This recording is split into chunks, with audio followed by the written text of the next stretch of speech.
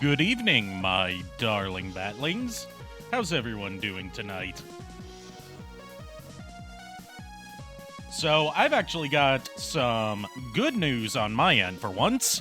After speaking with my ISP, I was finally able to isolate, why I get so many issues with Twitch in particular, even though I've generally got a good internet connection. Turns out I've got a faulty router, and they're going to be shipping me a new one, hopefully tomorrow. So, hopefully it shouldn't be too much longer until I can stream without having to use the dynamic bitrate feature. Also, thank you to the people in chat that were wishing me a happy affiliate anniversary. I didn't even know that was today. So, yeah, thank you very much. Thank you. Sound alerts seem to be borked, because nothing came up. Fanboy Ahoy, hello. And yes, before I get too lost in the sauce, tonight I'm joined by Miles Above. Say hello to the audience, Miles. Hello, audience. He's been doing Keithy shenanigans lately. Yes, he's asleep. The Keithy's name is Barry, right? Yes, Barry. Barry. Mm-hmm. That's a good name. I was happy with it. My mom thought I was naming him Perry, but I was like, nope, it's Barry. Beautiful music to be playing while we're talking about this adorable kitten.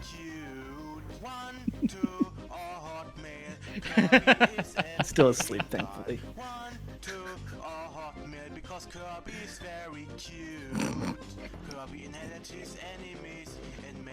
I forgot this was on my playlist, to be honest.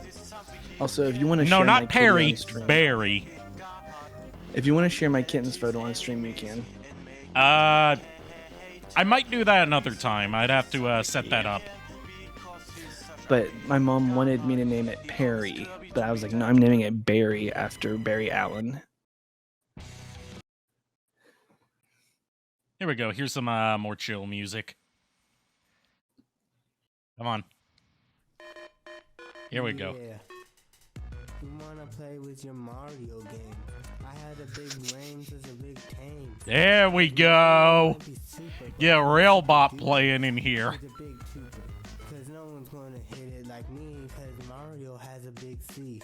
But I got the A+ on that test because. But yeah, tonight's featured entertainment is Castlevania Symphony of the Night, because I can only delay the inevitable for so long. Wally better than Barry? Agreed. What? In terms of flashes. Gotcha.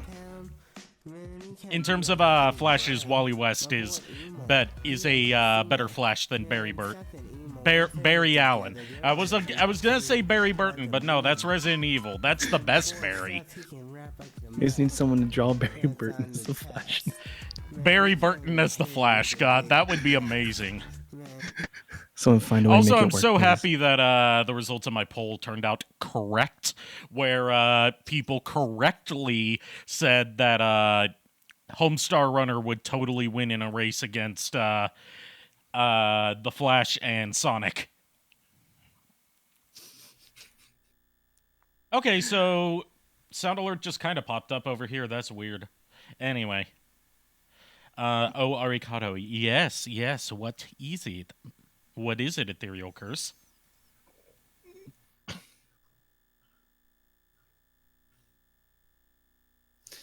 Put on the maid outfit? God damn it. God damn it. Right when I was about to start. Okay. I just had to waste my points for it. Give me a sec. For once, I don't have to waste my points.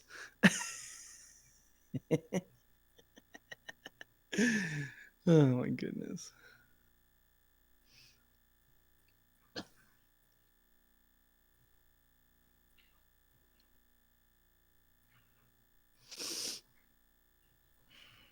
Oh, my cat's awake. Hey, Barry. Come here, bud. Come here.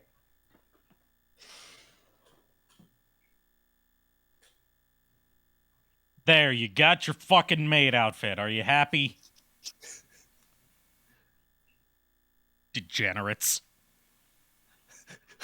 I have to watch Barry now a little bit. You have to what? Kitty. Can we get a sound alert redeemed for Kitty? Kitty woke up. That's the wrong one. That's bonk. You don't bonk the cat. The cat bonks you. Don't bonk the kitty. I'll be right back. I need to turn on the light so I can watch him better.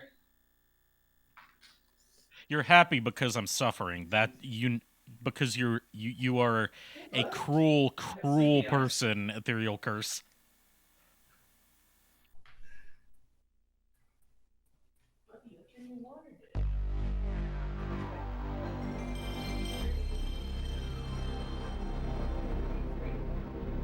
And to clear up any questions, I hated that. To clear up any questions about, like, since there's so many versions of Symphony of the Night, which one am I gonna play? I'm playing the PS1 original, of course. The best version, because it has the voice acting in it.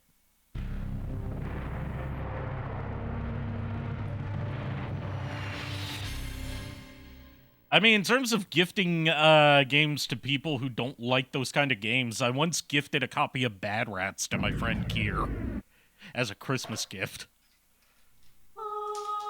He still needs to stream it sometime.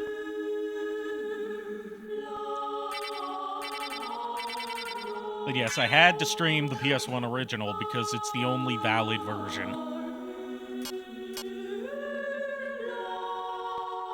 You've never seen the PS1 intro outside of memes? It's iconic. It's a little bit stretched because I like having my games fill the full screen in a 4:3 aspect ratio for stuff like this. And Symphony of the Night is really weird in its like aspect ratio where it's like really squished, so I had to stretch it a lot. PSP voices are better in terms of, like, not sounding hilarious. But that's the whole appeal of Castlevania Symphony of the Night's voice acting. Like, they also changed the script, so it sounds, like, really flowery, and I don't like it. I've met Richter Belmont's voice actor from the PSP version at a convention and got him to sign a Richter Belmont poster. He wrote, "Die, monster, you don't belong in this world" on it. Alright, what's my file name going to be? You know what?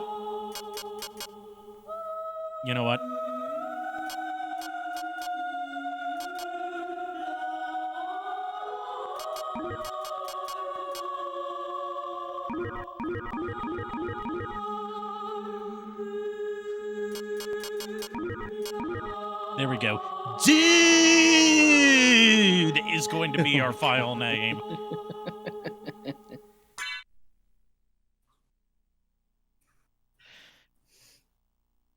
So I actually first experienced this game through the first HD version of it on Xbox 360, which is basically identical to the PS1 version, but cuts out this and a couple other FMV sequences. Because back in the era that came out, Microsoft had this really draconian file size limit on Xbox Live games, where, like, they had to be under, I think it was like 500 megabytes. Mm-hmm. Obviously, they don't have that restriction anymore, but that meant that for Symphony of the Night, they had to cut this and the scene of the inverted castle appearing. You legit can't read that text. Yeah, it's it's not a very good font. I didn't even know it was in. Isn't Alucard on the PSP just Sasuke? Yeah, it's Yuri Lowenthal using his Sasuke voice. And I don't like his Alucard, because he sounds way too young for Alucard. Didn't he also voice the protagonist for Persona 3? And he's also Peter Parker in the Insomniac Spider-Man games. And I think that's the best performance that he's ever given, is Peter Parker. He's done a lot of roles besides just, like, Sasuke's the one that a lot of people go to, but he's also Simone from, Gurren Lagann. He's Beck from Mighty Number 9. He was Ben 10 in Ben 10 Alien Force and, Ultimate Alien. And I think also, hey, thanks for the resub, Lulu. And, in, Omniverse. That was the other one, I think. Awu, yes. I saw a, speaking of Awus, I saw something that Lumi posted recently that was less Awu and more Awuga. As someone who's been following Lumi casually for a while, I'm glad to see her kind of you don't belong in this world. We got to recite the anthem. It was not by my hand that I am once again given flesh. I was called here by humans who wish to pay me tribute. Tribute? You steal men's souls and make them your slaves. Perhaps the same could be said of all religions. Your words are as empty as your soul. Mankind ill needs a savior such as you. What is a man? A miserable little pile of secrets. But enough talk. Have at you. Pro strats here. Get the holy water and just spam Hydrostorm. You will not get hit once if you do it right. Kitty, kitty, kitty. He also voiced Vilgax in the Ben 10 reboot. Didn't know that. Kitty? Yes, I want to pet the kitty. I kind of want to imagine that's this giant demonic Dracula saying kitty, kitty, kitty. Game pet Mike.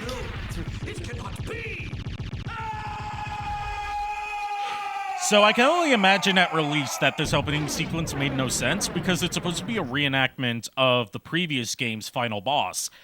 But America didn't get that game until like 2007. Also, in all versions except the PS1 original English dub, this has narration instead of just text. I know, because I've played pretty much every version of it, including the elusive Saturn release. Which, I think that would make for an interesting stream series. Because the Saturn version has, Thank you. I don't know what I did to deserve applause, but thank you. Yeah, the Saturn version has some unique content that's not in any other version.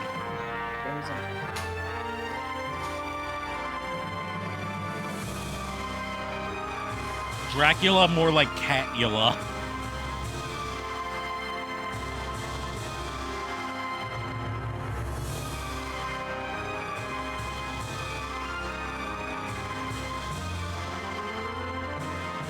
You know, given that it's you saying it, Femboy Ahoy, saying Dracula turning into a cat, that makes me think, like, Dracula, instead of turning into, like, you know, kitten or kitty, like him turning into, like, a cat boy.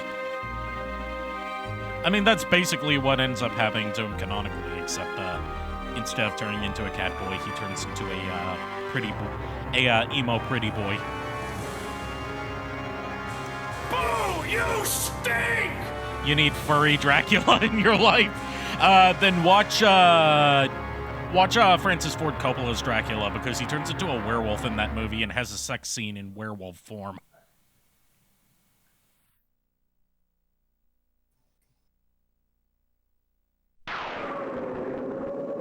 Anyway, I hope you enjoyed the opening with Richter, because for the rest of the game, we're going to be playing as Alucard. Dracula is a pro skater, after all.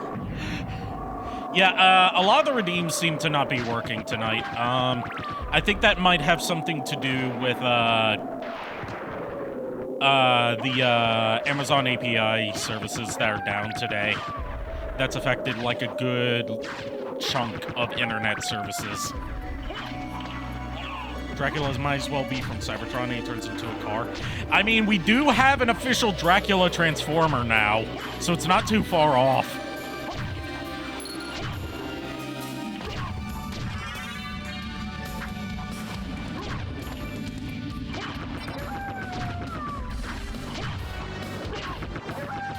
Like, we don't even have to just rely on, like, what was his name?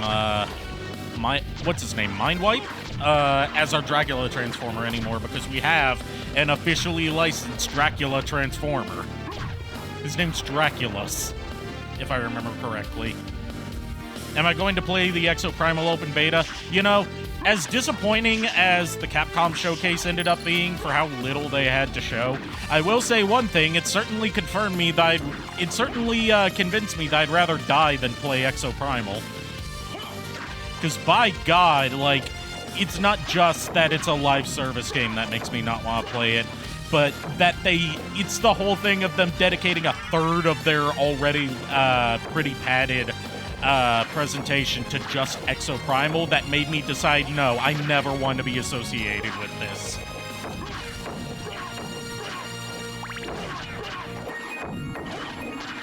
It's like, it had the same effect for me as Kingdom Hearts 3 did for Frozen with me, where it's like, this has immediately soured my first impression of this property to the point where I never want to see the original.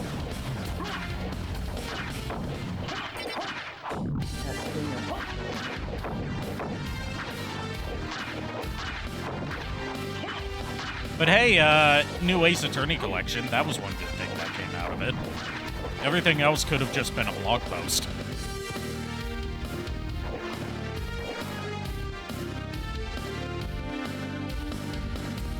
Pony, glad to see you here. I haven't seen you in a while. For the people just tuning in, like, hopefully soon I'll be able to fix my internet issues because I'm getting a new router. Had a chat with my ISP today, and they're going to be sending one over within the next couple days.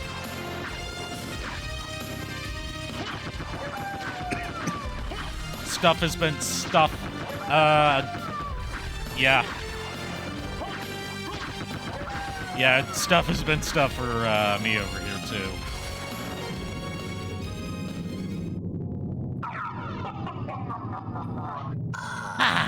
Alucard, what is your business here?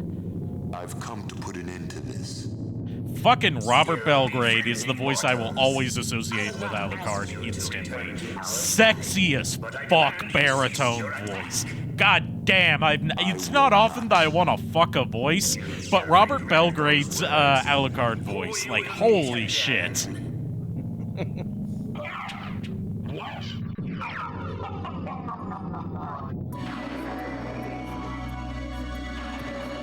That's part of the reason I don't like Yuri Lowenthal as Alucard, because he doesn't sound as immediately badass and sexy as Robert Belgrade does.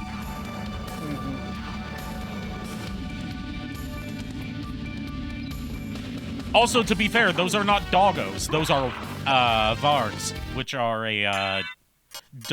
are like a wolf monster. It's spelled Warg, but it's pronounced Varg because, you know, it's like sort of like Nordic, Scandinavian, Germanic folklore. Also, Varg is just German for wolf. Like, and it means wolf in a lot of languages in that area. Alucard PS1 or Alucard anime? Okay, that is a close tie. Still, okay, Alucard PS1 for, like, this version of Alucard. But I really love how the anime voice actor portrays that Alucard. I find them to be two very different characters. So I can't really pick one over the other. You can pet anything once. Yeah.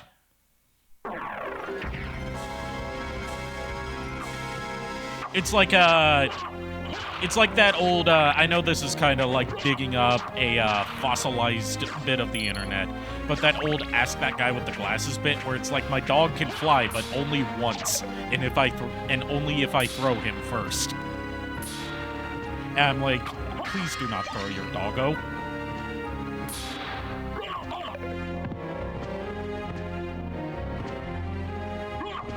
Alucard anime? Yeah, the Alucard anime voice is really good.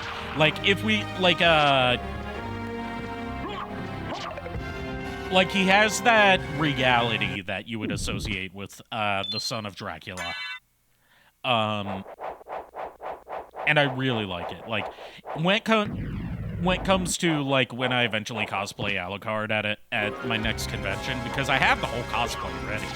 I've had it for years. I just haven't been to any cons in years.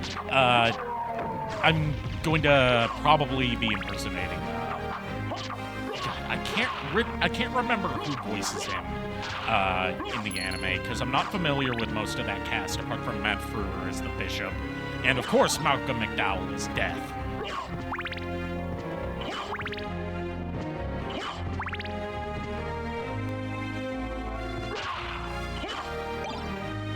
Also, seeing Matt Frewer as a villain in that was kind of weird, because, like, if you don't know who Matt Frewer is, his most iconic character was a, like, promotional mascot in the 80s named Max Headroom. Who I wasn't around for that era, but I'm kind of obsessed with Max Headroom as, like, a piece of pop culture. Because he's so unique. Yeah, I love how they portray the kind of bitter friend, like reluctant friendship / dick measuring contest between Alucard and Trevor. Like, the best way I've seen it summed up is like back when Castlevania Season 2 had just come out. There was this meme going around with Alucard, Sypha, and Trevor, and it was like Sypha introducing the group to her family, and it's like, this is my boyfriend Trevor, and this is Trevor's boyfriend Alucard. And I'm like, yep, that is the most accurate description of their dynamic that I've ever seen.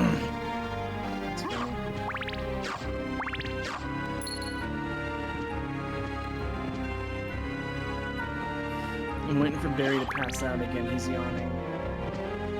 Why don't you give him some Benadryl? Cats don't take Benadryl. Oh, he's going down. He's going down. Mayday, mayday, cat's going down! He's just staring right now. He's laying down in his chair or his little tree. So I'm gonna pass out. He's just staring at me now.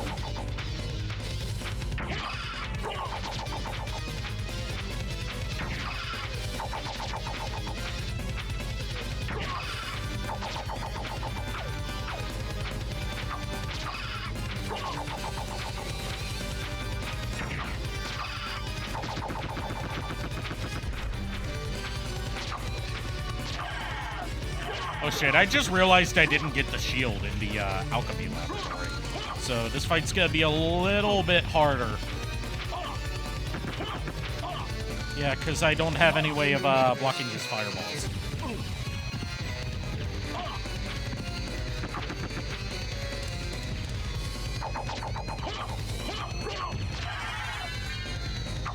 Okay, that was incredibly close. What do the hearts mean compared to the HP? Hearts are your ammo for your sub-weapons. It's a thing about Castlevania. That's just how the series goes. Like, they never use hearts for health. Hearts, depending on the game, are either used as ammo for sub-weapons or currency, but never health. Gotcha. Yeah, I'm gonna go back and get the shield in here, because that's going to be very helpful. Shields in general aren't the greatest in Symphony of the Night, but they block projectile attacks, so that's better than nothing.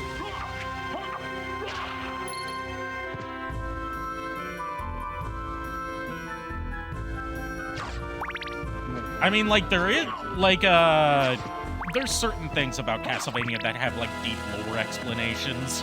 Like, the reason that you get stuff from destroying candles and, like, lanterns and stuff like that actually does have an explanation in Castlevania lore. It's that, you're freeing the spirits of those who are trapped in Dracula's castle by destroying the candles, and they're leaving behind gifts for you as a token of their gratitude.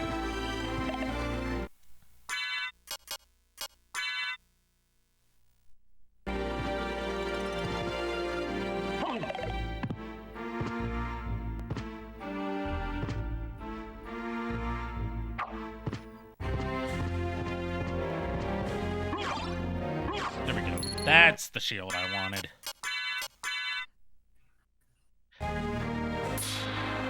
Now here's the question for, late game stuff. How long is it going to take me to get the Crusader sword? Because that's the sword I always get at least one of on all my playthroughs. Problem is, it only drops it only has a low chance of dropping, and only drops from a very specific enemy type that only appears in like 1 or 2 rooms in the inverted castle. I've had pretty consistently good luck at getting the Crusader pretty quickly, knock on wood. There, I knocked on wood. But I always remember my friend Nico, grinding for days on end trying to get the Crusader, and just not getting it. It gave him a complex where he hates the enemy that it drops from because they wouldn't give it to him. It's a enemy called Shmoo. Like, the names in Symphony of the Night are kind of strange, and some of them are, like, due to this game having a pretty loose localization compared to later Castlevanias. Like, even the Crusader's technically not supposed to be called the Crusader, because that's just, like, a name of a sword from Lord of the Rings. Later games would call it the Valman Way, which is its name in the Japanese version. But it's such an iconic sword in Symphony of the Night that if you're familiar with the spiritual successor from Symphony of the Night era, Castlevania's creative producer, Koji Igarashi, Bloodstained Ritual of the Night, that has its own version of the Crusader in it. And it's just as broken, if not more. Well, no, I wouldn't say if not more, because you have to craft it in that one.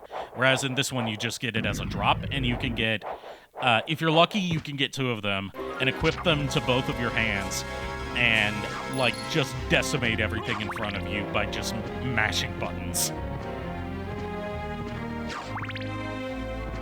Like, part of the reason Symphony of the Night's such a fun game for me to replay over and over again is because it's so fun to, like, gradually get more and more powerful until the point where you're just an unstoppable death machine.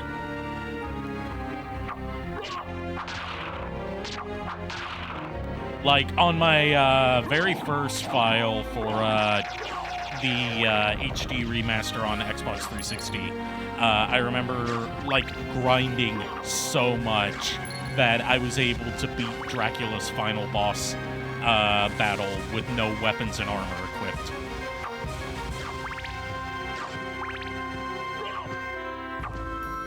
That game was in Castlevania HD. I'm not surprised, because Castlevania HD is basically like a multiplayer Symphony of the Night, to my understanding. Haven't played it myself.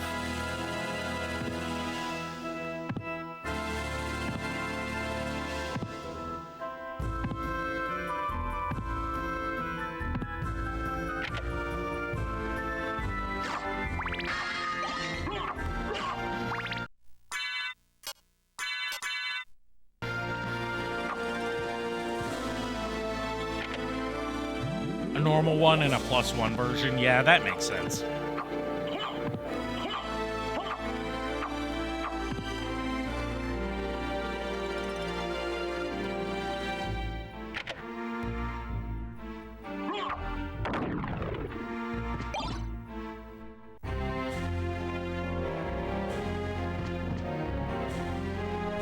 Now, I know Symphony of the Night experts are going to be, like, kinda frustrated at me, like, not experimenting with a lot of the weapons, because I know, like, certain weapons you can get pretty early on are game breakers. spears, but I tend to just stick with swords. I find that they fit my playstyle the best, so you won't see me doing much with the shield rod, for example, or the gem rod, or anything like that.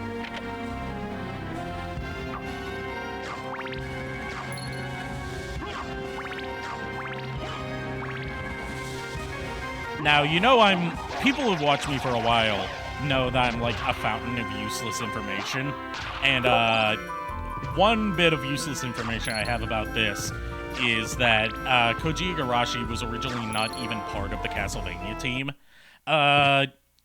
when they were in like the planning stages for what would eventually become Symphony of the Night. Like, he was actually assigned to work on one of Konami's visual novels at the time, Tokimeki Memorial, but he hated working on it so much that he basically demanded to be put on the Castlevania team. And thus, a legend was born.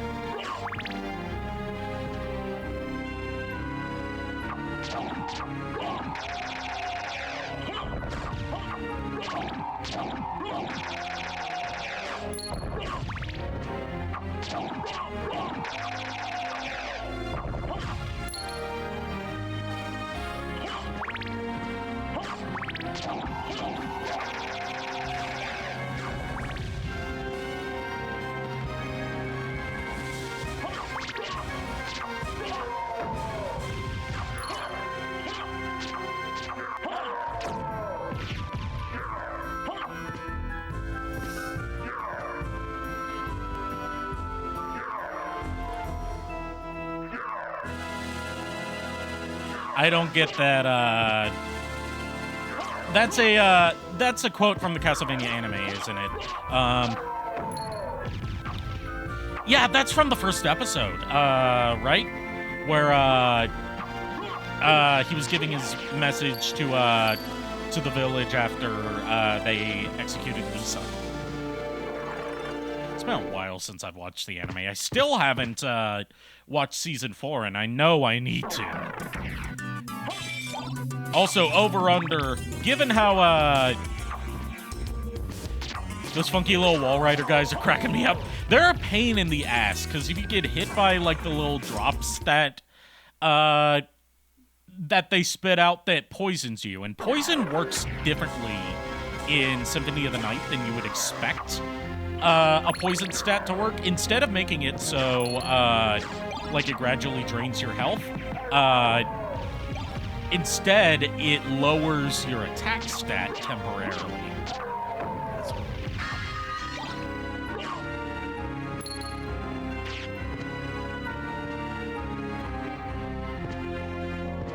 They really just be vibing? Yeah, they do be vibing.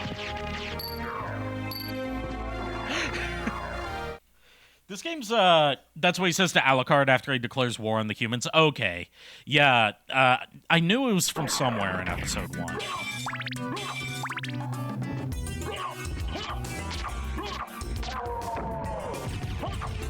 They just be going around unbothered. I see, this game's got some of the best sprite work I've seen in a Metroidvania game, even though a lot of the sprites are reused from previous 16-bit era Castlevania games, specifically Super Castlevania 4 and Castlevania Rondo of Blood.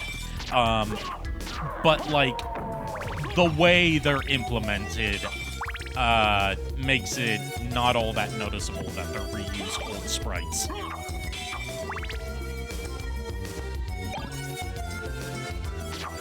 Also, Alucard's just got, like, some fucking fantastic animation on him. The way his hair moves, the way his cape, like, drapes around, the after images when he's moving fast. What even are they? They're like little skull things. There's skeletons are, like, sort of like your basic and... Sorry, what? Did you say something, Miles?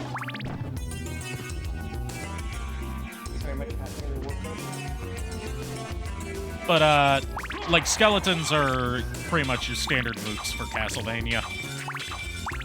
You're gonna see lots of different types of skeletons and skulls throughout this game.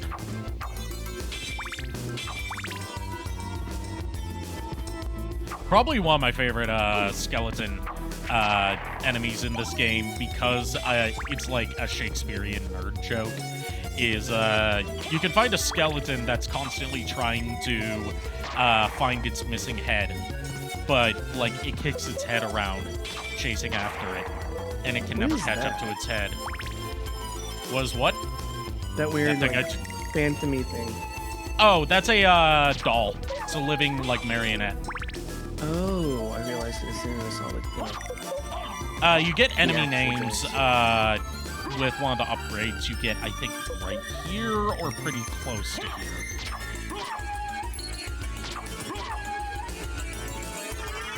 There we go, the spirit orb.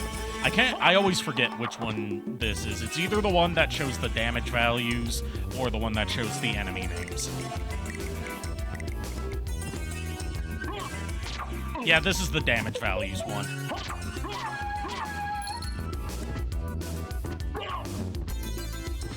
Do I think the skeleton's like spaghetti? No, because everyone knows that a skeleton's favorite snack is ribs. Why?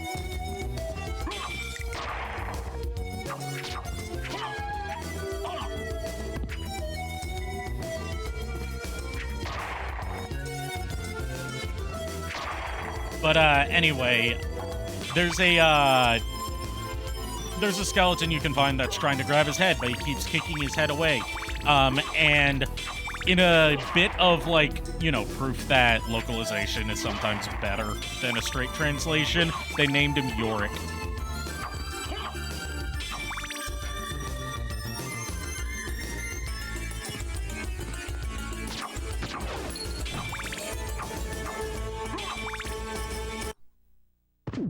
Yeah, not just ribs. Spare ribs! Fuck!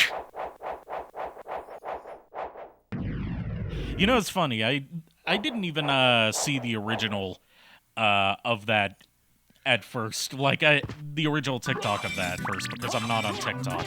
I probably should be for, like, marketing and branding, but I just don't... I can't put the effort and energy into TikTok that's needed for it. I'm too old.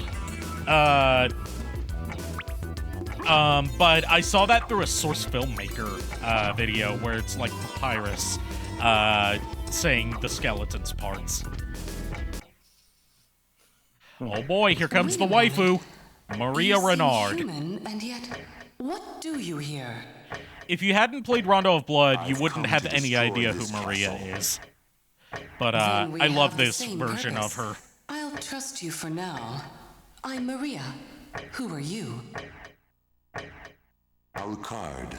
Real talk here, as someone who's, Well, perhaps like, I'm a we'll meet Castlevania again, fan who doesn't if you play live most that of the long. series. Farewell. I'm, like, hyper fixated on Symphony of the Night and Lords of Shadow and not much else.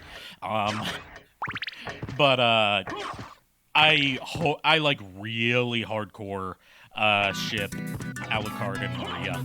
Especially after the, radio drama that you can... It's still never officially been released in Western territories, but you can find an English subtitled version on YouTube. Maria, hopefully she doesn't get shot in the head. Hey, I mean, who's ready to see a 12? Speaking of Maria's getting shot in the head, who's ready to see Who's ready to see the Olive Garden man see his best friend get executed in front of his eyes in Sonic the Hedgehog 3?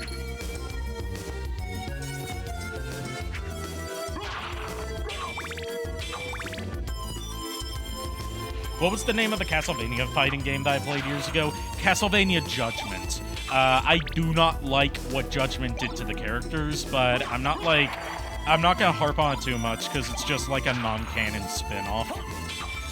That features characters from all different points in the timeline. I just hate, I hate the character designs for it, and I hate what they did to Maria. Is it an actual fighting game? Yeah, a fighting game for the Wii. I never knew that. It's not very good. The coolest thing it introduces is the character Aeon, who's who may or may not be canon, depending on if Konami ever decides to continue the main timeline, because, like, outside of mobile games, the last new Castlevania game to release was Lords of Shadow 2, which is in a different timeline, and it was the end of the Lords of Shadow series. If we're talking main timeline, then outside mobile games, the last one to release was Order of Ecclesia in, like, 2008.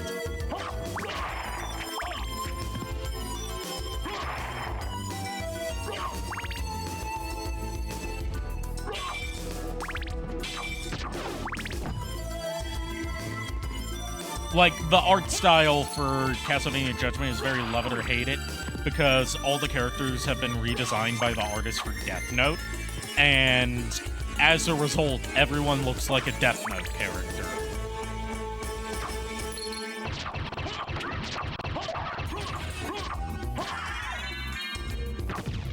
Hey, Kier. But yeah, like, I don't dislike the designs because I think they're bad-looking designs on their own. Some of them I actually prefer. Like, I like his Simon Belmont design, even if it is just BDSM like Yagami. My problem is they don't look like Castlevania characters. They look like medieval Death Note characters. Oh, and Cornell had a good design there, too.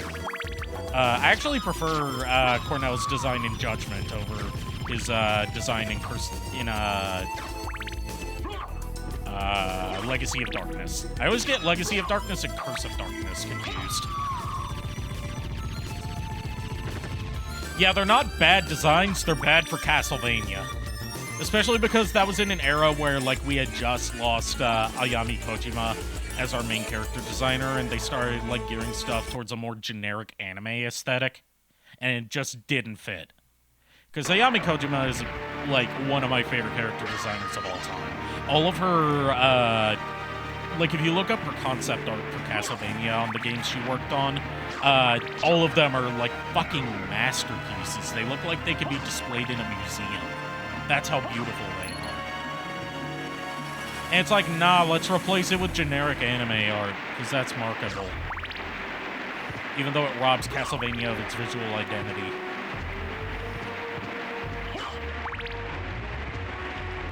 So everyone else talking, I'm just getting tired all of a sudden. Well, you've been taking care of a newborn kitty. Of course you're tired. You can head off if you want to. If Or you don't need mind, to. I might have to. Okay, get some good rest. Yeah, he's asleep right now, so hopefully I can catch Alright. him. Yeah, thanks for letting me come by for a bit. No problem. Feed me, Seymour! When did this become Little Shop of Horrors? I mean, Castlevania's, like, always had a lot of winks and nods towards, popular horror movies. So, it's unsurprising that they'd have a killer plant monster based on Audrey 2. Or if you're like me and you've only seen the original Little Shop of Horrors by Roger Corman, Audrey Jr. Well, that's a lie. I haven't seen the Little Shop of Horrors musical movie, but I have seen the musical on... Yeah, okay, I'll hydrate. I have seen the musical on stage before, and it's really good.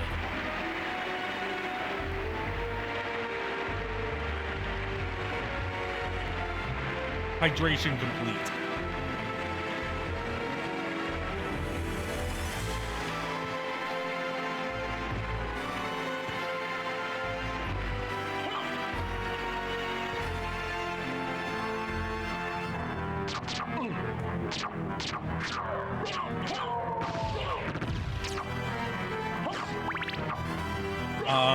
But yeah, like, about Judgment's designs, like, the two that I think work the least are Maria's design, because they just made her look like Misa from Death Note, right down to the hairstyle. And I also hate what they did to her personality in that game. But that's a rant for another time. And the other design that I think, like, really doesn't work is Grant. Because they just made him bootleg. They just made him They made him Walmart brand Voldo.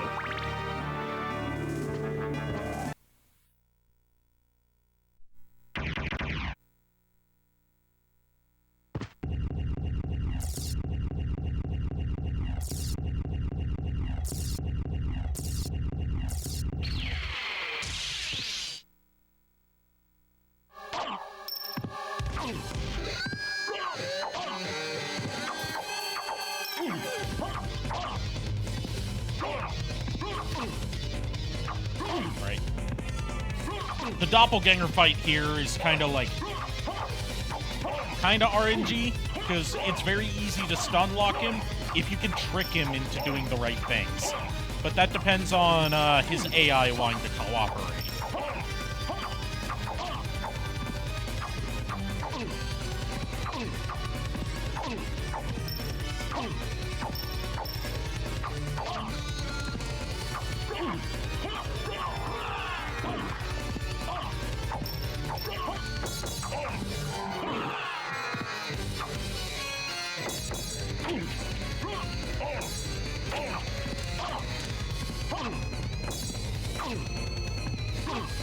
I think I might die here.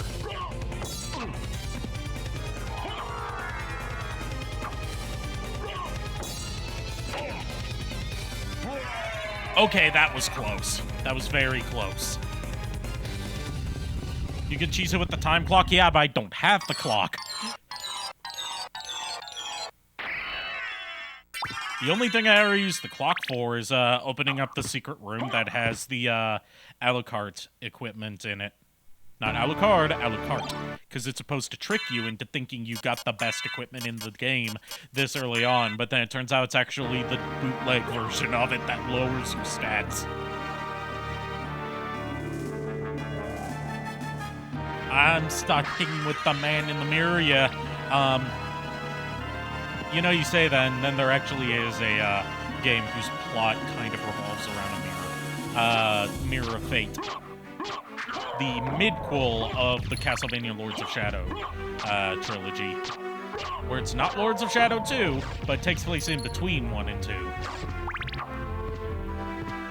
So the Wish.com version of his gear, yeah, like you equip it and it lowers all of your stats, but if you equip all the pieces of it at once, you get a massive boost to your luck stat, which increases the chance of critical hits and rare drops.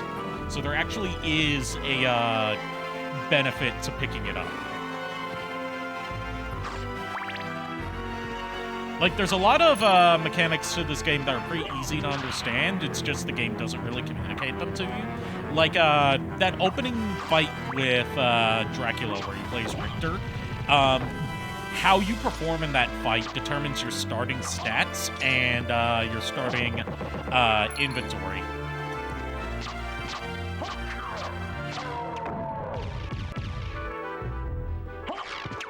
New buzzworthy Bumblebee 2-pack, 4-pack, and 2-pack coming soon. I saw that they're doing an Auto Rooper figure this year. And I was like, please, I hope that the Auto Rooper sells well at the very least. Otherwise, those poor Hasbro executives who had...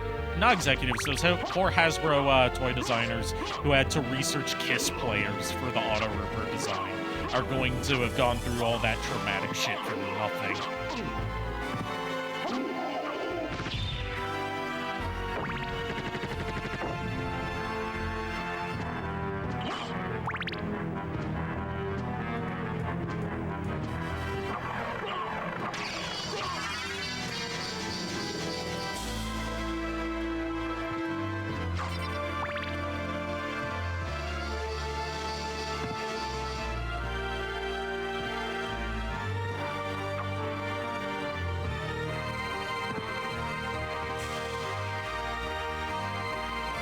Right here, once the elevator... I love how fast this elevator moves. But we get our first transformation, the wolf. Behold, with a press of one button, Doggo.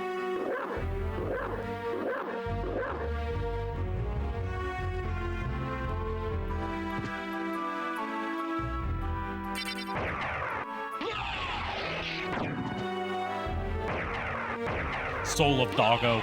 Yep, and you get upgrades for the Doggo. I love that there's a dedicated Bork button. Bork. Bork. Bork. I'll stop, or else I'll be here all night just doing that.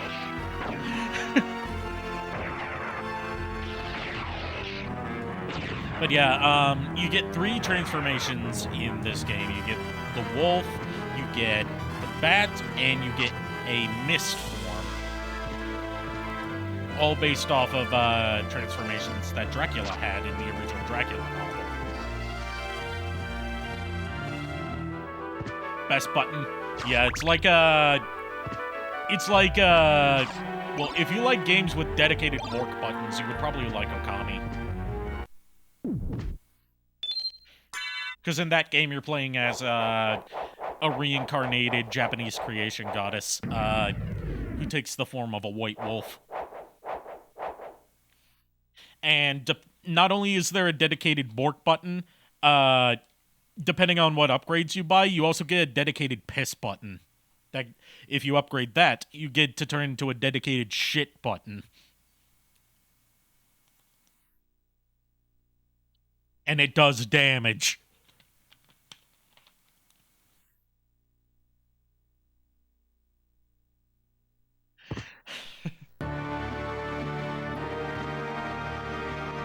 Because you're playing as a doggo. And doggos do a lot of things, including pissing and shitting. As you know, I've grown up with multiple dogs.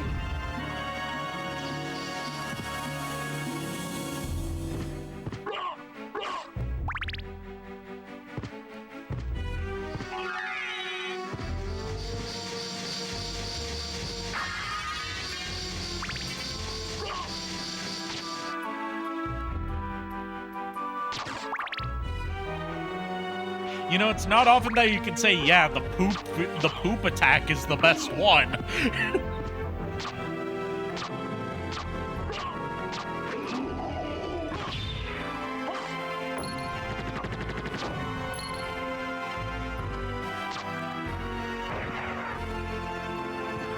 And also because it was directed by Hideki Kamiya, so it's going to have that kind of unhinged madness to it. It was, if I remember correctly, the last game he directed for Capcom before leaving to form Platinum Games.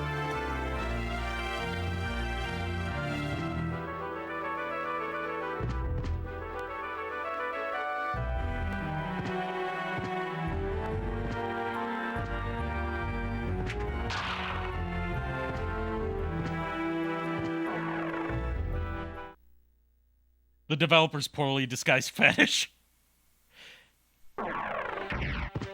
I keep forgetting that we technically got an Okami sequel. It's just that nobody knows about it because, one, Capcom did what Capcom does and didn't market the damn thing and still expected it to sell. And second, instead of coming out on consoles like Okami did, they made it a DS exclusive. Which, you know, for Okami's gameplay focused on drawing symbols to do different types of techniques, that works, but, like, it's not going to have the same draw as... It's going to come off as, like, oh, this is, like a spin-off, as opposed to a proper sequel. You had no choice but to commit sacrilege today? What was it?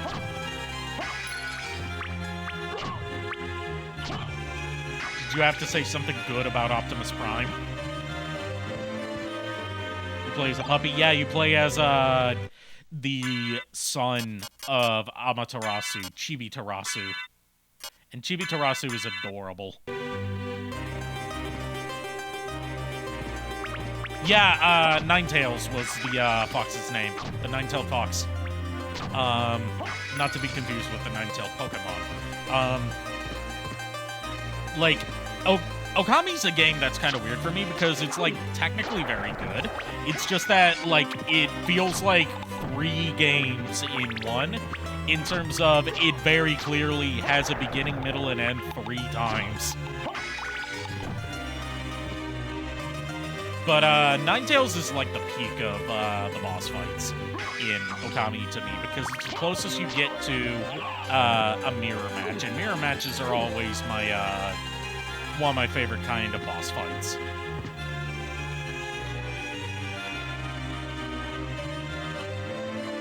And also the fact that Ninetales disguises herself as a busty priestess.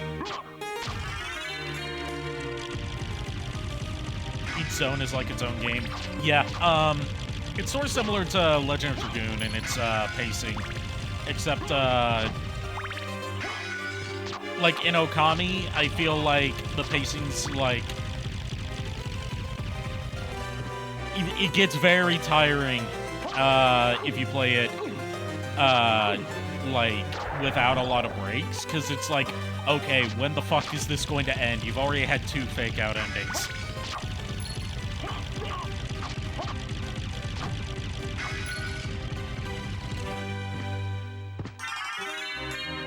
Okay, this is the relic that gives you the enemy names.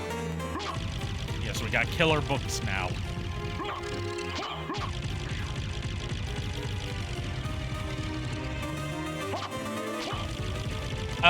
Ninetales is the second act. The first act is Orochi, second act is Ninetales, third act is Yami.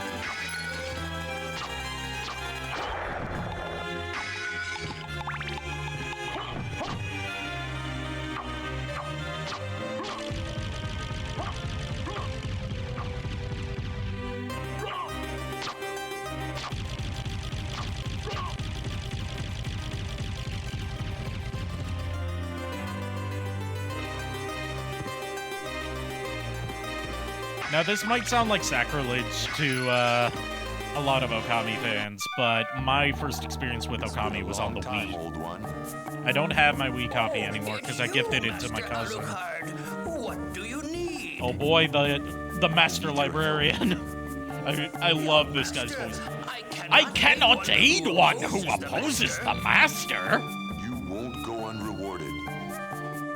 Really? In that case, just tell me what you need.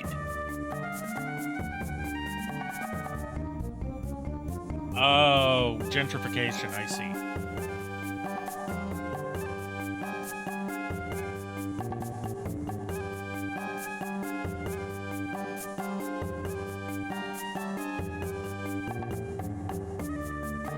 I'm interested. Thank you. You may recognize some of my alert sounds from this part I'm of the game. interested in this. Thank you.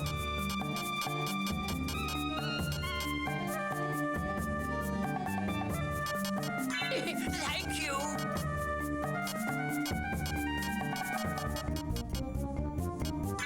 Thank you.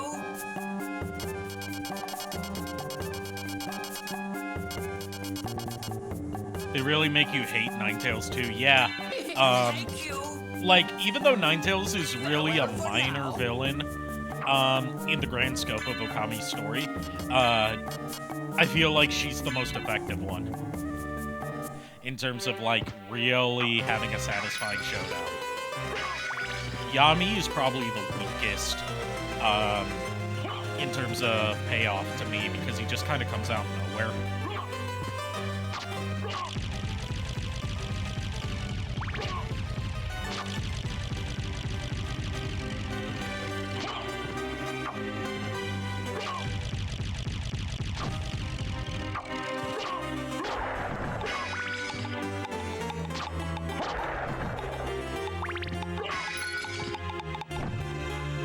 Think he might be thankful? I think you might be right. Oh boy, I don't know why I keep referencing stuff that like one person in my audience is going to get. I highly doubt any of you are familiar with AKA Cult Tunes.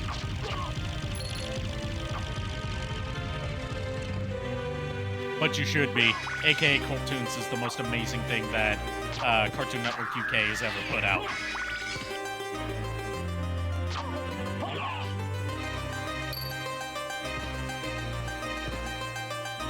Okay, like, I found this out by, like, complete random chance.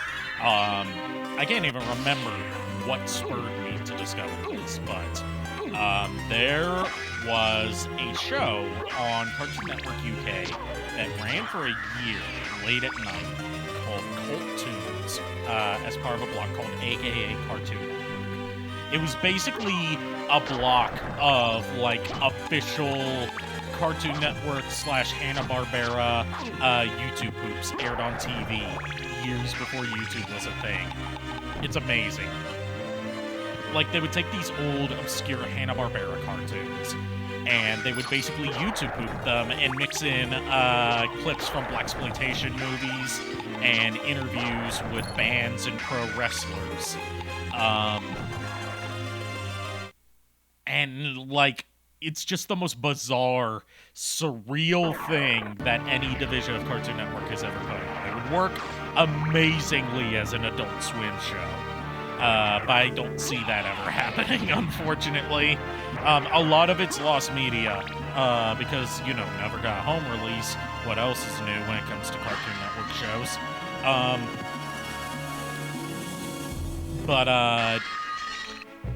Like, you can find a couple episodes on the Internet Archive. There's one I watched where, like, one clip that me and Kier watched an episode of it together.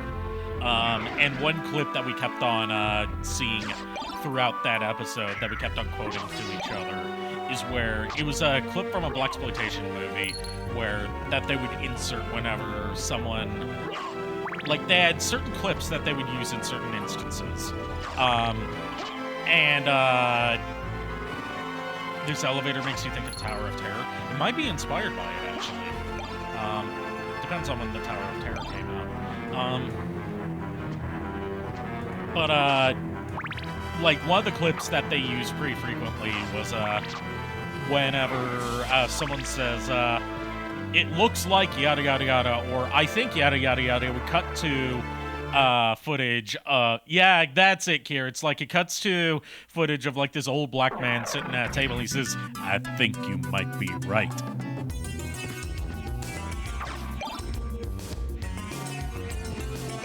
Music is pretty good in this game. Music is by a composer named Michiru Yamane. Very talented composer. Also did the music for Bloodstained Ritual of the Night. Surprise, surprise, a lot of people that worked on Symphony of the Night worked on the spiritual successor to Symphony of the Night. But Michiru Yamane's got a really good handle on, like, that gothic sound that a Castlevania game should have. As well as just generally creating some catchy tunes.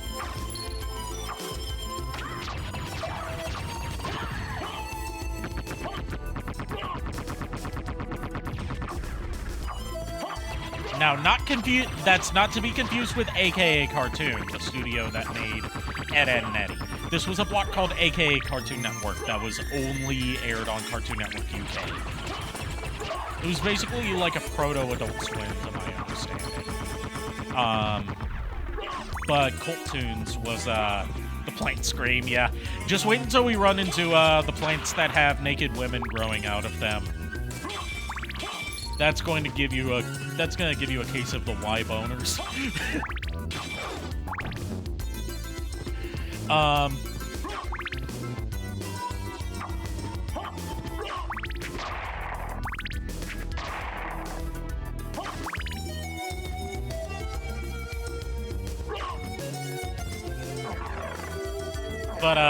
Yeah, look up Cult Tunes on the Internet Archive sometime if you get the chance. It's like, it's some, wild, experimental, shit. It's like you could classify it as like a proto-YouTube group. You could classify it as like a piece of neo-Dadaist, outsider art. Or you could just classify it as really weird and funny. Like I do. God, what was the other quote from, that particular episode of Cult Tunes that really stuck with us here? I'm trying to remember what it was. It was from, like, near the end of the episode. It was, like, that particular episode was, Oh yeah, here's another thing about Cartoons that, like, people remember it for who saw it. It had its own host, which was, like, a blaxploitation recolor of Dexter from Dexter's Laboratory named Jackie Potato. Yeah, I can't see with booby in my eyes.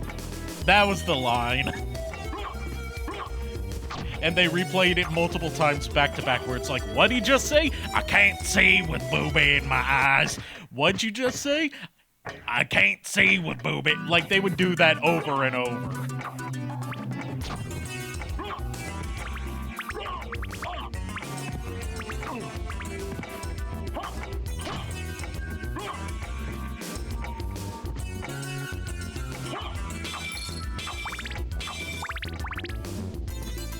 Basically, if you're like me and you're like an internet meme lord, who's been on YouTube since like the invention of the YouTube poop genre, you'll really like Cartoons. That would make for a good watch-along stream sometime, or just like a good media share stream if I can figure out how to get that looking good, or if I can figure out how to download it from the archive in good quality. I'll work on it. Because it's not like Cartoon Network's gonna come after me for that. Because, like, it's a show that Cartoon Network USA didn't even air.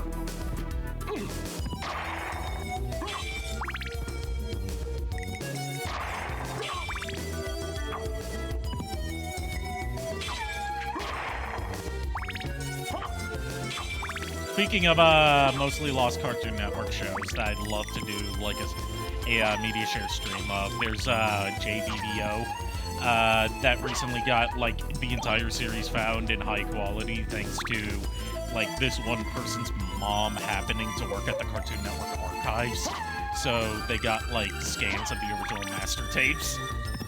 And because of that, we now have high quality full episode version of the episode of JBVO where Johnny Bravo hosts an airing of Dragon Ball Z. And does like play-by-play commentary over it while it's playing at 2 times speed.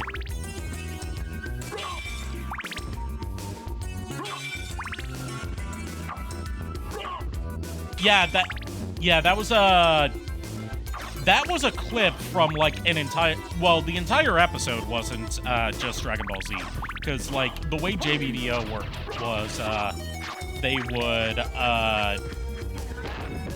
take viewer requests for cartoons to air, and they would air multiple cartoons per episode, usually like 5 to 7 minute cartoons. But one time, somebody happened to request an episode of Dragon Ball Z. And because Dragon Ball Z is a 22-minute cartoon and they couldn't fit that into the time slot, they aired it at double speed with Johnny providing commentary over it. That's where that clip comes from. The entire episode's been found now in archives. But you have to, like, wait a ways into the episode because, like, while a lot of people didn't seem to understand was that it wasn't just one episode of Dragon Ball Z that was aired during that time slot. There were a couple before it, and they just happened to have enough time to be able to fit a whole episode of Dragon Ball Z playing at double speed in there, because the 2 cartoons that were requested before it were short enough. Like, if it were any other day that this block had aired, then they wouldn't have been able to do the DBZ episode.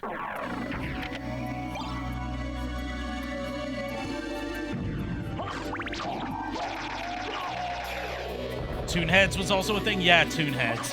That's another thing where people are searching for some lost specials from that. I think most, if not all of them, have been found by now. If I remember correctly. I'm probably wrong. I'm really big into lost media stuff, so I try to keep a tab on like pretty much every search that's going on at the time. Like, I know some dude just found and got working the like only known copy of the Jammer Lammy arcade game and has been uploading some footage of it to YouTube. YouTube Pony, awesome! One that was like, I was really interested in, and I'm glad got found, was the English dub of Osamu Tezuka's 1001 Nights. Like, that's something I thought would never be found, because there were clips. There was like only one trailer for it that proved that dub even existed in the first place. And leave it to Discotheque Media, the absolute chads of anime preservation, to find that lost dub and release it on Blu-ray.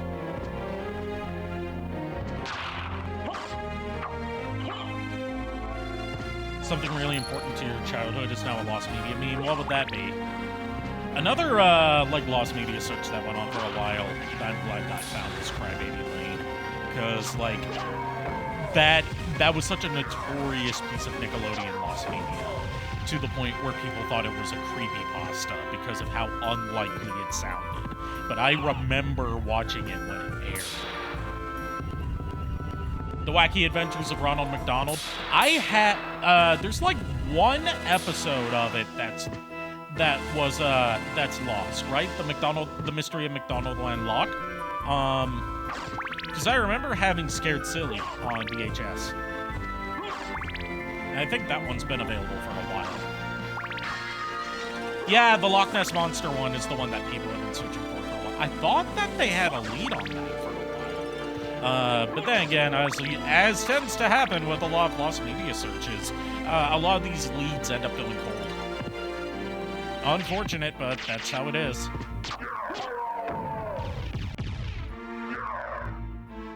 Oh, it's found? Okay. Your messages are coming through slow. Yeah, the wonders of Twitch delay.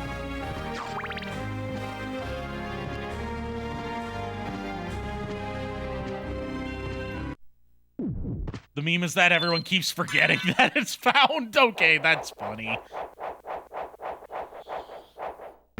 Like, when you said lost media meme, I was thinking, like, oh, is it like a Saki Sanobashi thing, where it's a thing that very obviously doesn't exist, but people have gaslit themselves into thinking that it's totally out there somewhere?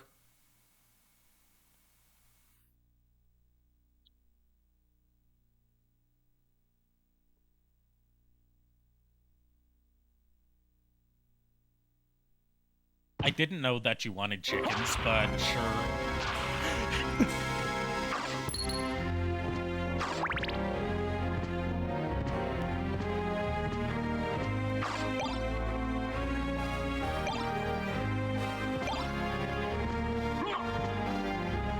Speaking of wanting chickens really bad, I went by Hardee's the other day, and I saw some chickens in the parking lot. It's called a Spittlebones? Yeah, that's what it's called. Yeah, it's poison spit. So, we meet again, Alucard. It seems so. Okay, this is going to be sort of a running gag with Maria, where she keeps coming out of spots that you're not able to get to without certain upgrades. It's like, how the fuck did you get there, lady? This castle is a creature of chaos. It may take many incarnations. So I can't trust And there's my your canon memories, explanation for huh? why Oh, well, Castlevania I'll looks do my different best. every time. The castle luck. itself is a living creature that reformats itself every time it resurrects in order to ward off intruders. It's like this eldritch location, basically.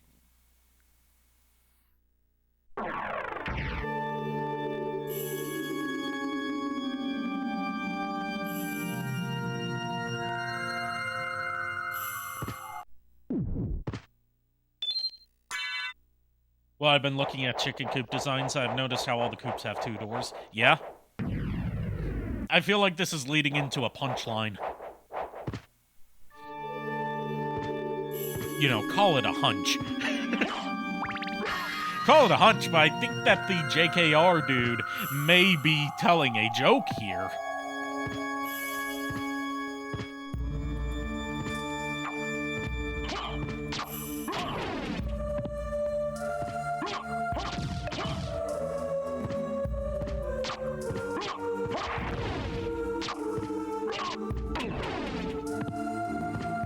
Speaking of chicken coops, one of my favorite bits of, like, one of my favorite guitarists is Buckethead. And, like, Buckethead is a very strange dude. He is obsessed with, apart from the fact that he wears a KFC bucket on his head, as part of his costume.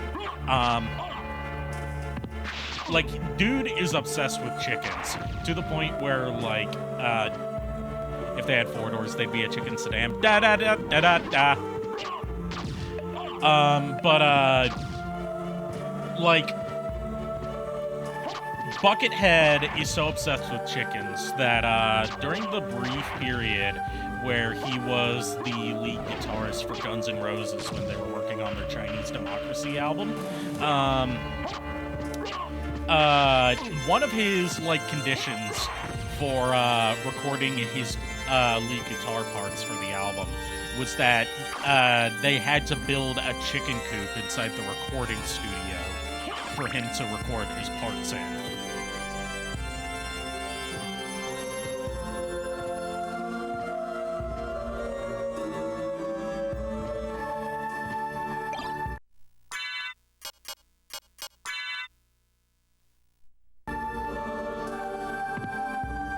And, like, one of my favorite stories about Buckethead is that, like, Ozzy Osbourne wanted him to be his new guitarist, which, you know, being a guitarist for Ozzy, the godfather of one of the, like, progenitors of heavy metal, the Prince of Darkness himself, huge honor. But he had one condition, which is that Buckethead had to lose the KFC bucket, and just, like, not wear the bucket and mask and be a normal dude. And Buckethead was like, nah, I'm gonna have to turn that down. I like the KFC bucket too much.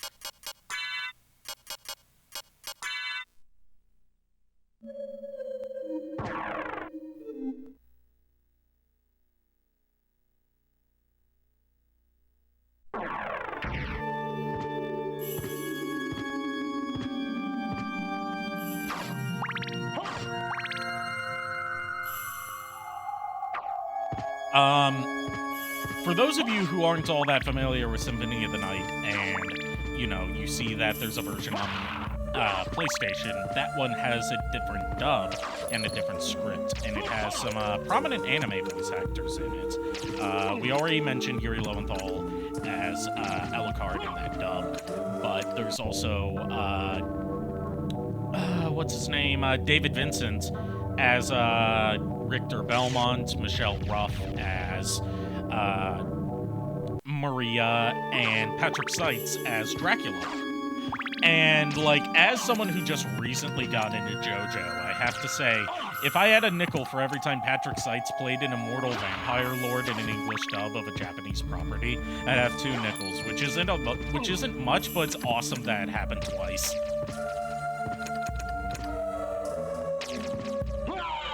Ah, there's our first death. And this being an old school PS1 game, dying sends you back to the title screen.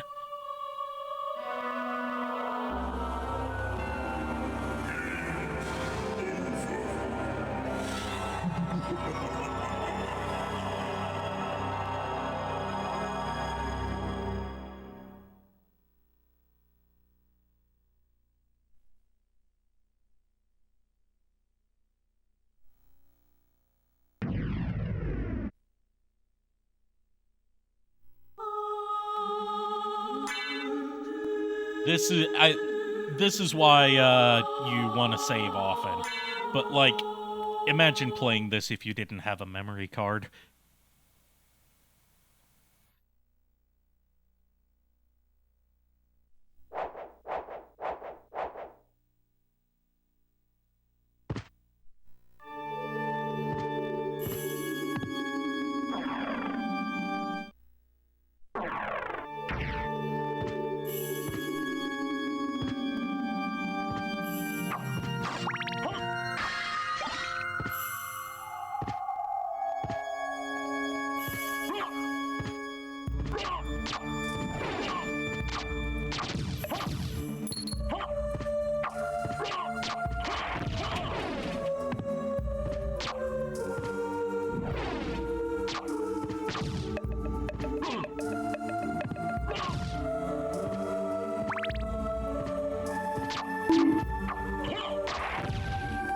honk. I haven't done anything horny yet. Although, like, just wait until we get to the fight with the succubus, which probably won't be this stream, because that's, like, a pretty sizable chunk into the first half of the game. You forgot memory cards were a thing. It took me a while to get a memory card for my PS1. So, like, because this was, like, PS1 was my first console. It took a while for me to convince my parents to get me a memory card for it, because they didn't understand that you can't save your game without a memory card. So just imagine being a kid and having to start your game over from the beginning every time you played it for, like, these longer games than what you would get in, like, NES era stuff. You just like the bonk noise. Fair enough. Fair enough.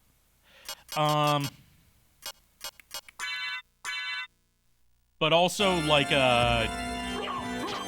it was especially bad when it came to Mega Man Legends, because that's another game where you die.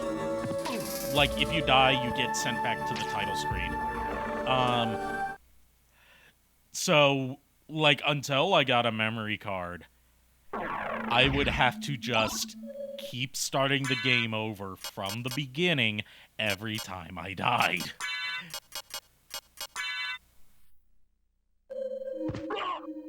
It was just as bad as you would think.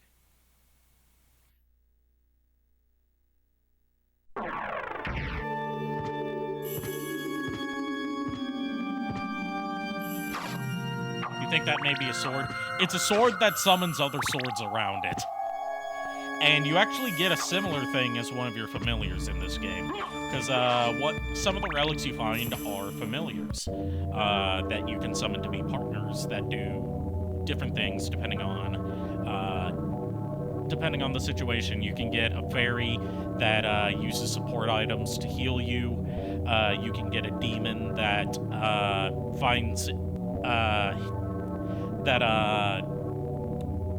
can hit switches and provide combat support. You can get a bat that uses projectiles as combat support, and you can get a living sword that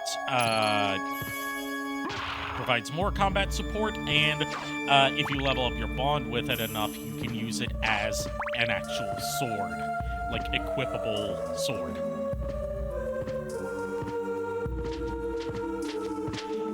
And in the Saturn version, they added a couple, like, reskins of some of the familiars that have slightly different effects. You have the nose goblin for the demon that turns into, like, a Japanese goblin, or Tengu, I believe it's called. And you have the Sprite, I believe it's called, which is basically exactly the same as the fairy, but if you get Alucard to sit down in a chair for a while with the Sprite equipped and just sit there for a while, it'll sing a song for you. And the Saturn version also has some exclusive weapons and a couple exclusive areas, as well as the ability to play as Richter from the beginning with new sprite work to better reflect his design in the concept art. And the ability to play as Maria. Now, the remastered version that was included in Dracula X Chronicles for the PSP and later released on PS4 also includes Maria as a playable character, but she plays completely differently there. In the Saturn version, she uses martial arts and, like, a lot of Street Fighter-esque inputs for her moves, whereas in the remaster, she plays exactly the same as she did in Rondo of Blood, where she's basically like an easy mode character, but she has lower defense to compensate for having a double jump and more power, like better range and better mid-air control.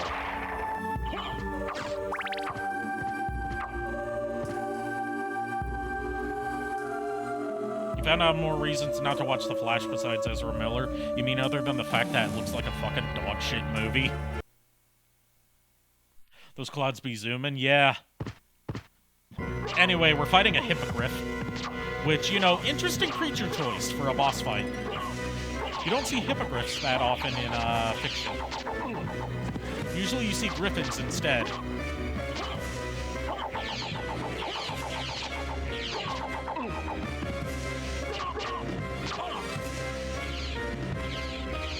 Not the horse bird. No, it's not a chocobo that we're fighting. Although, if you want to see, like, a literal horse bird, the Hyperdimension Neptunia series has a recurring generic enemy type called horse bird, which is literally like a two-legged horse with wings.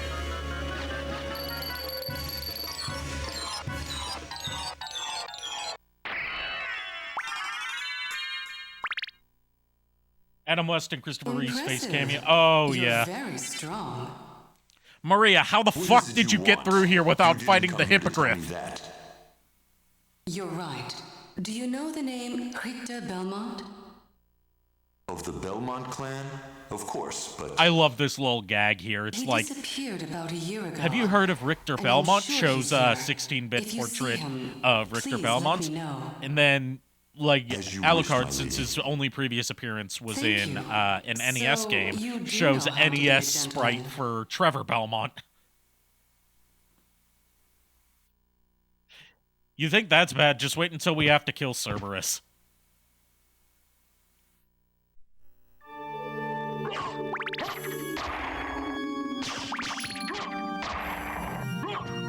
Because, yes, Cerberus is a boss in this game, because in the Castlevania universe, basically everything in mythology works for Dracula.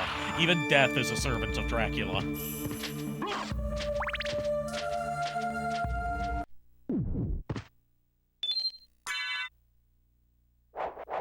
You put those words back in your mouth. Put that thing back where it came from, or so help me!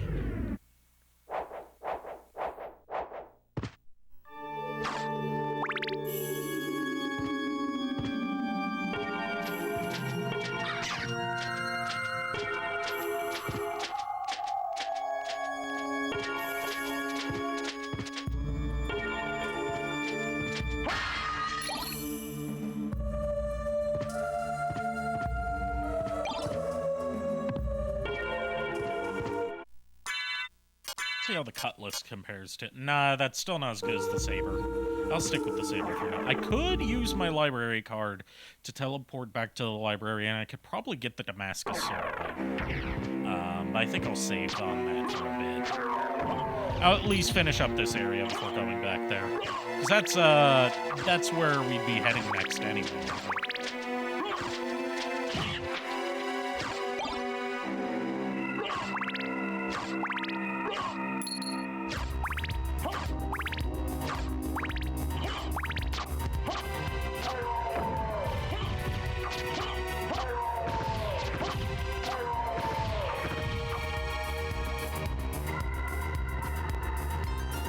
Now, JKR, if you're still here in chat, you may be thinking, hey, that Robert Belgrade as Alucard, his voice sounds a little bit familiar. Where have I heard that sexy, sexy baritone voice before? The answer is he voices Optimus Prime and Soundwave in the Japanese G1 game.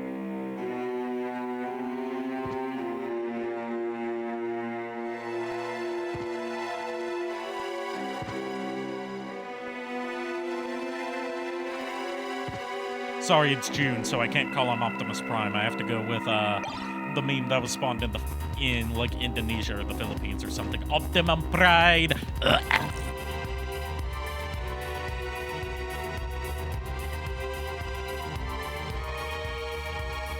I hope that picked up and didn't get like bit crushed to hell.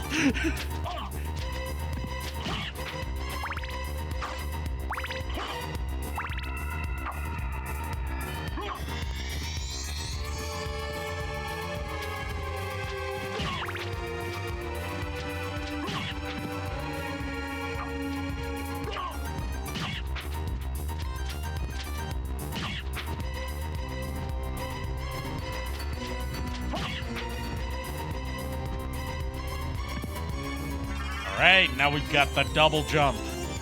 This is gonna make so many things easier.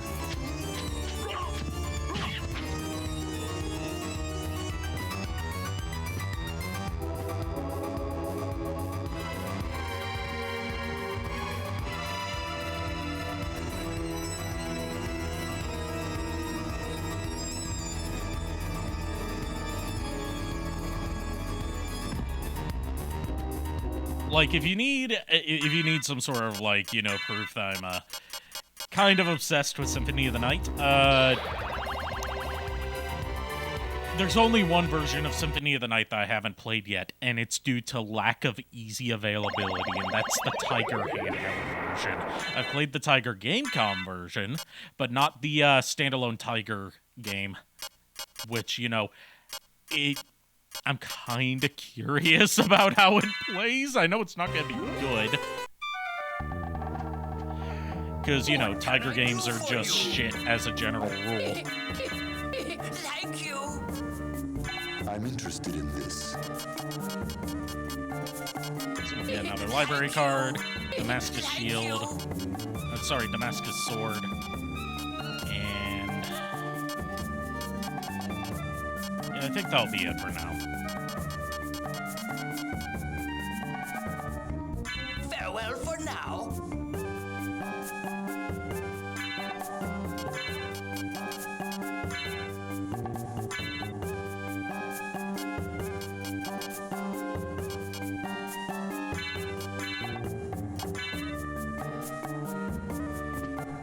Now, we can do one of two things. We can go into the catacombs, or we can explore more of the library. Since we're already in the library, we'll explore the library. Well, actually, no, we can't, because we can't get the upgrade in the library without the misform, and you get that in the Colosseum, which is also a third area we can go to. So we'll be going to the Colosseum.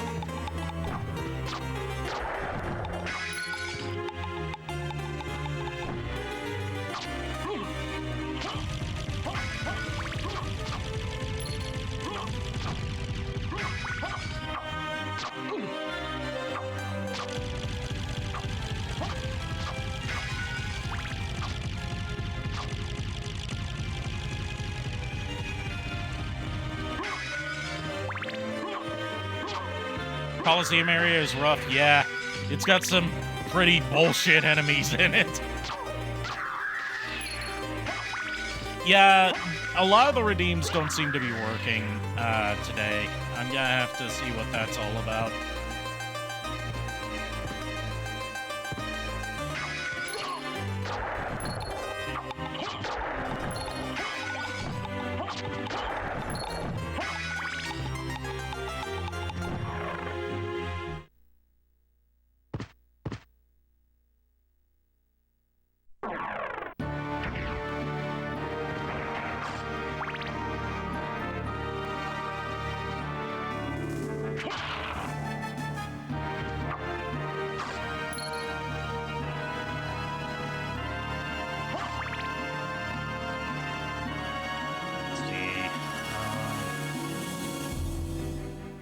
Trying to remember how to even get to the Colosseum. Okay. So we have to go, I think we have to go through the catacombs to get to the Colosseum, right? Or is it through the church?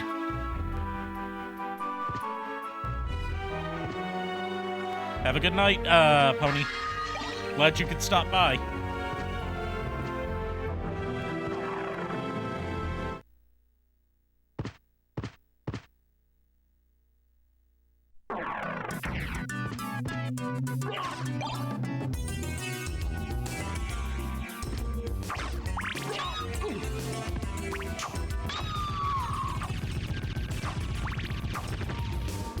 And Pony, feel free to join my Discord or add me as a friend on Discord, either or you know, both. Because I get a feeling that you would be fun to talk to. It's not often that I say that to a chatter. And you know, any friend of oh my, I should preface this with almost any friend of JKR is a friend of mine. You are in my Discord, okay. Sorry. I lose track of who's all in my Discord.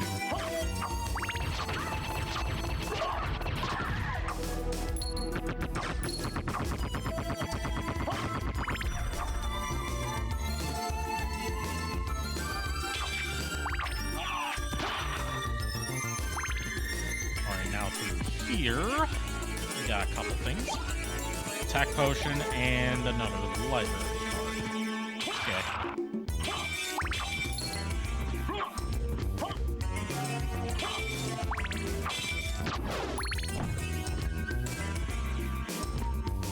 Yeah, I don't blame you. I don't expect everybody to be super talkative in there. I just kind of keep it as like a chill hangout. I actually prefer my servers to be that way rather than have them be like places where everyone's talking about a ton of shit at once. Anyways, have a good night. Sleep well.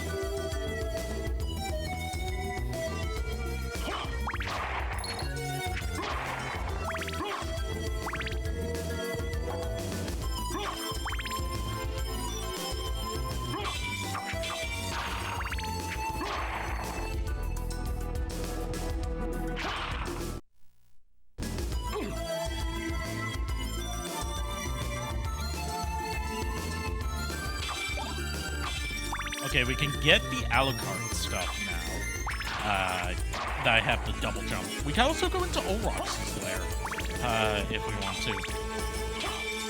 Can't do much in there right now, I think. But we can at least start mapping that area out. So many ways to approach this game. That's why it's one of my favorite Metroidvanias.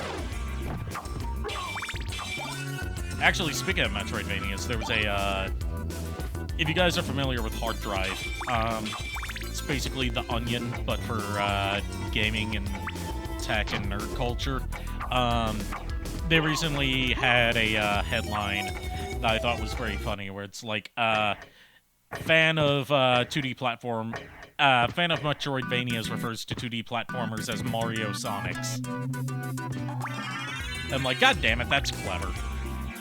In all forms of Dracula media, which is your favorite. You know, obviously discounting Castlevania, because, you know, there's an inherent bias there. I'd have to say Dracula from the Grim Adventures of Billy and Mandy.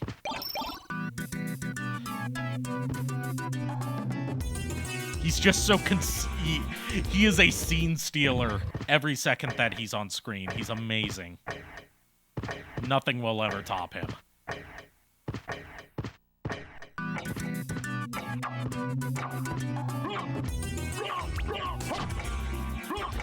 Like, the only thing that might rival that for most amazing depiction of Dracula outside of Castlevania might be, now depending on, I haven't seen this movie, so subject to change, but Nicolas Cage Dracula from that Renfield movie that came out earlier this year. Because that just sounds too amazing not to be, like, one of the best portrayals of Dracula ever. You're also, that's one of your favorites too, but you're also a Blackula fan, yeah. And, I love that Dracula in Grim Adventures of Billy and Mandy is basically the design of Blackula with the personality of Red Fox.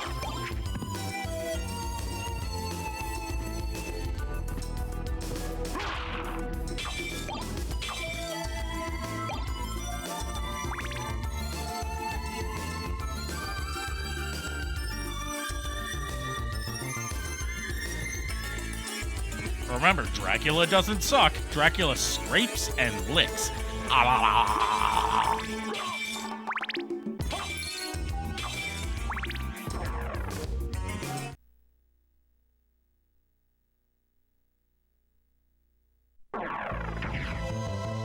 You think Blackula inspired that?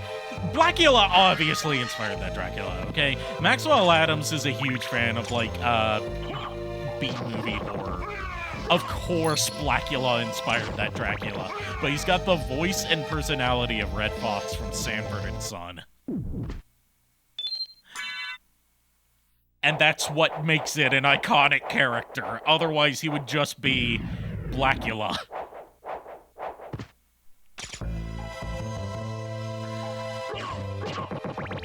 It's that, like, genius but also somewhat kind of random mashup of different characters that makes him an instantly iconic interpretation of Dracula.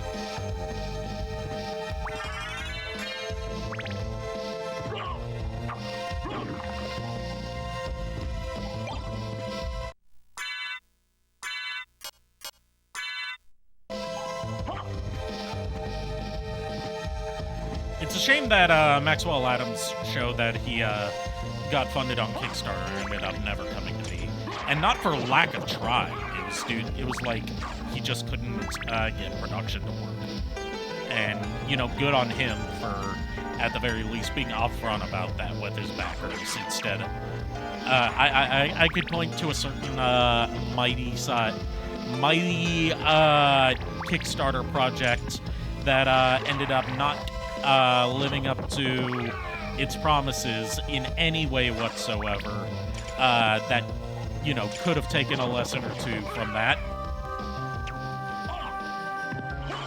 Reminder, Mighty Number 9 for 3DS and Vita still technically hasn't been canceled.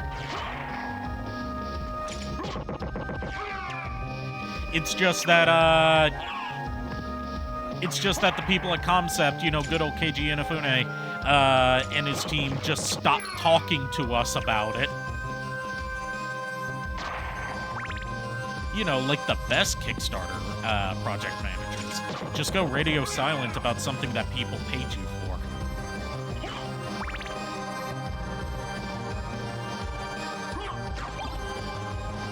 I saw a thing, speaking of Arrow to the Knee, I saw a thing that said that Todd Howard was saying that he might retire after Elder Scrolls 6. And the general consensus on that is, man, I'd retire too, considering that he's going to be in his 80s by the time that game comes out.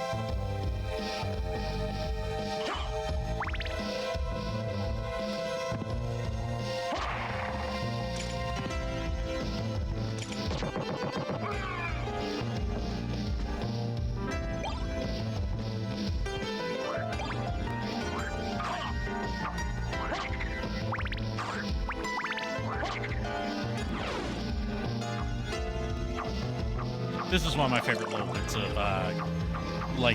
showing how good the sprites are. It's like, fill it up with water. Oh no, we're drowning. Ah, blah, blah, blah, blah, blah.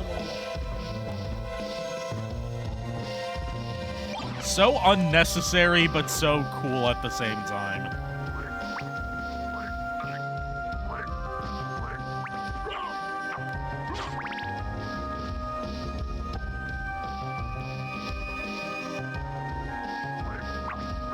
You mean Starfield? Not because Star Citizen is like that crowdfunded project that's totally never going to come out because they're making more money off of crowdfunding a project that's obviously never going to see release than they would by actually releasing the game.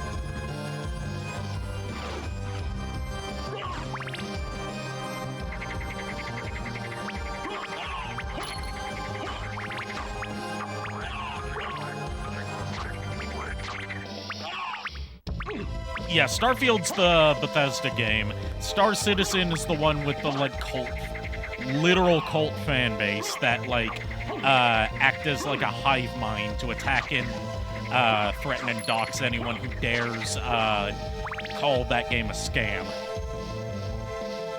Even though it's very obviously a scam.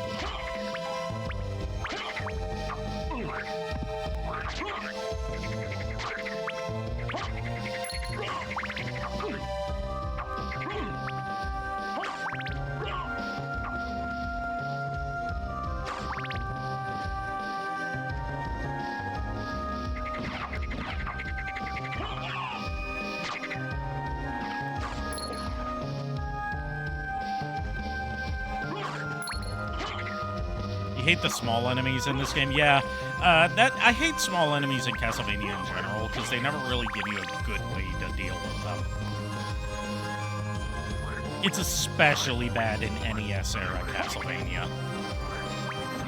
Because it's like, why would you make enemies this small when you don't have a way of hitting them?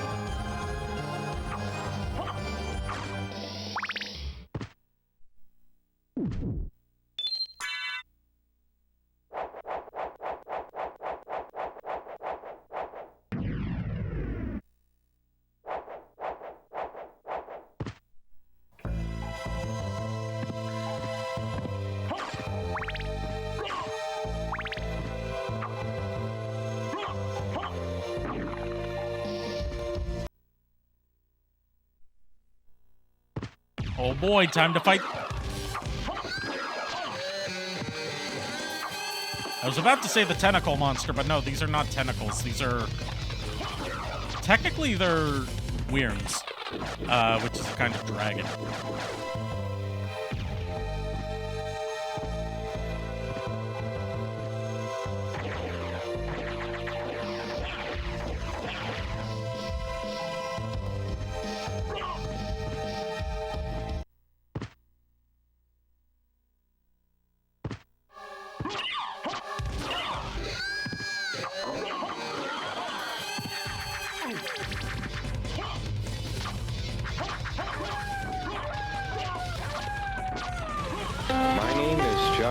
Oh boy, it's been a while since we've had a John Dacre redeem. Hallelujah, sons of men and angels say hallelujah.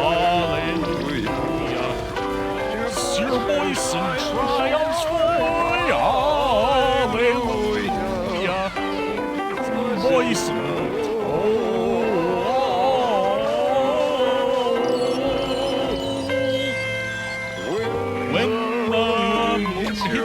like a big pizza pie, that's Samori.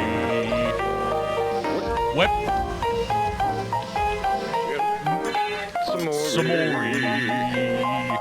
Bells will ring, ting-a-ling, ting-a-ling, there's a bell, bing, Samori. Tay, sing, Samori.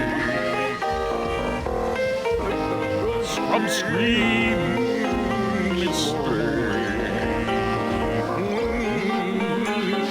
Shines your when you know that you're Samori. But you see back in old Napoli. That's Amori. Rest in peace, John Dacre, absolute legend.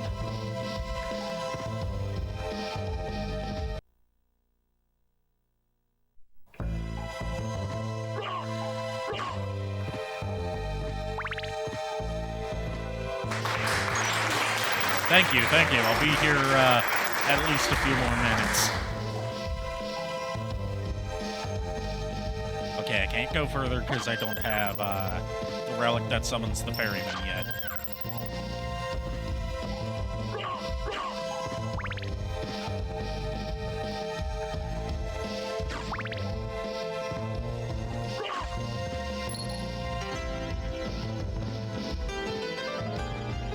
Real talk, I've heard that John Dacre audio so much that I don't even know how the lyrics to either Amore or Christ the Lord is Risen Today go anymore. I just think of how John Dacre performed it. Like, as far as I'm concerned, there's only two ways to perform Amore, and it's either like John Dacre or the version that was on Mouth Dreams by Nusa Riga. When the big pizza pie hits the moon like your eye, that's Amore. When you've had too much wine, that's Amore. Bells.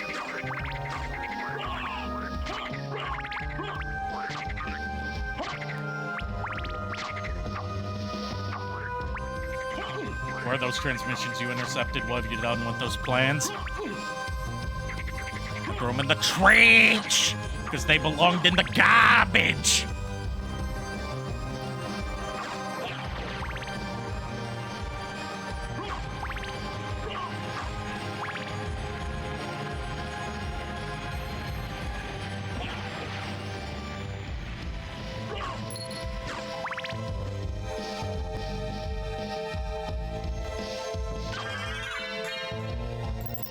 I still stand by my belief that if Wreck-Gar is ever to appear in one of the live-action Transformers movies, they need to have him voiced by Danny DeVito.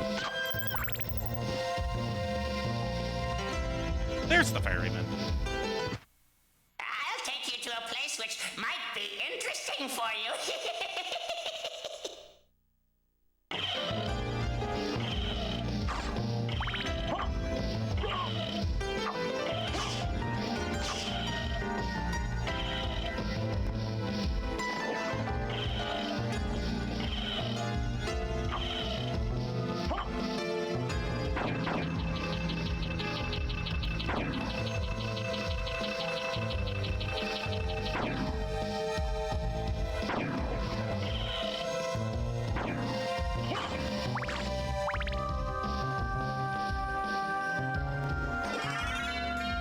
Right, the merman statue. That's what I needed to get the ferryman to appear at the other area.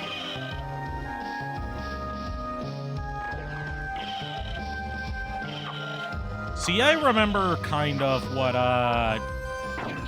some of the relics do. I totally don't have like a dog shit memory. I totally like. If you were to have, like, photographic memory on one end of the spectrum and, like, no, like, goldfish memory on the other, I would have a, doodle memory.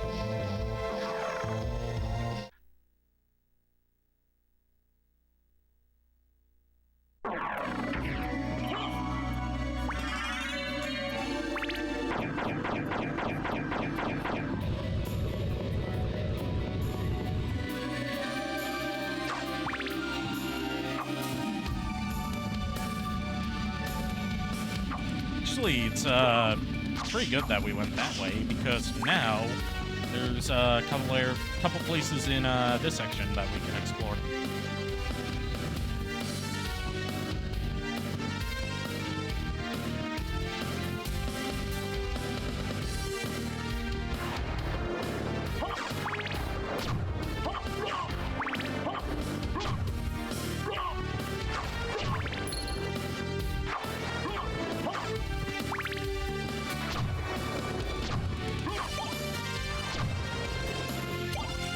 You know, I used to only get, like, either the dagger or the axe as my primary sub-weapons, but I've really grown to love the holy water. Like, yeah, it doesn't have good aerial coverage, but it deals chip damage, and that's really useful.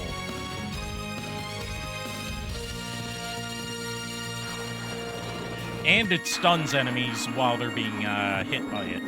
So that makes it even better.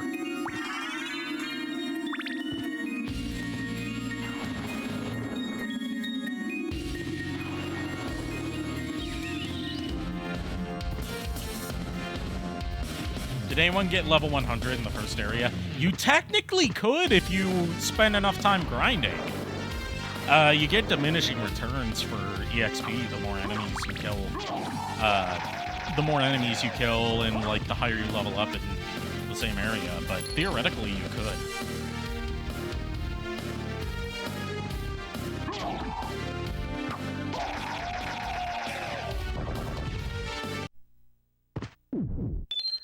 Alright, I'm going to save here, and then I'm gonna call it a night, because I am very, to quote a certain talking pumpkin, I'm very hungry.